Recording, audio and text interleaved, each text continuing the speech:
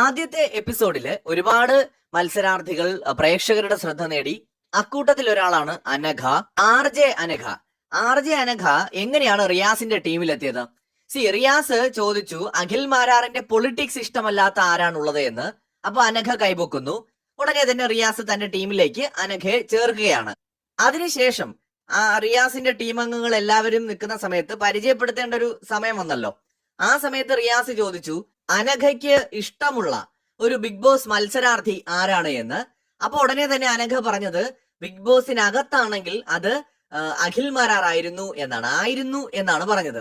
ഉടനെ തന്നെ പെട്ടെന്ന് റിയാസിന് ഒരു സംശയം, അഖിൽ മാരാറിന്റെ പൊളിറ്റിക്സ് ഇഷ്ടമല്ലാത്ത ഒരാൾ വരാൻ പറഞ്ഞപ്പോഴാണ് അനഘ വന്നത്.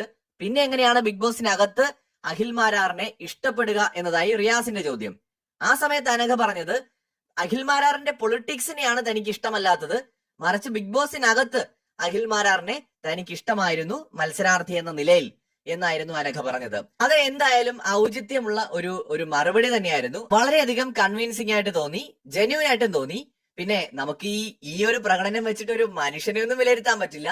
പക്ഷേ ഇപ്പൊ അവർക്ക് വേണമെന്നുണ്ടെങ്കിൽ എനിക്ക് ഗെയിം ചേഞ്ചർ ആയിട്ടുള്ള റിയാസിനെ ആയിരുന്നു ഇഷ്ടമെന്ന് വേണമെങ്കിൽ പറയാം. പക്ഷെ അവർ സത്യസന്ധമായിട്ട് ഗെയിമർ എന്നുള്ള നിലയിൽ അഖിൽ മാരാറിനെ ആയിരുന്നു തനിക്ക് ഇഷ്ടം, എന്നാൽ പുറത്തുള്ള പുള്ളിയുടെ പൊളിറ്റിക്സിനോട് എനിക്ക് വലിയ താല്പര്യമില്ല എന്ന് തുറന്നു പറയുകയും ചെയ്തു. അതൊരു ധൈര്യം തന്നെയാണ്, പ്രത്യേകിച്ച് ബിഗ് ബോസ് പോലത്തെ ഒരു ഷോയിലേക്ക് വരുമ്പോ.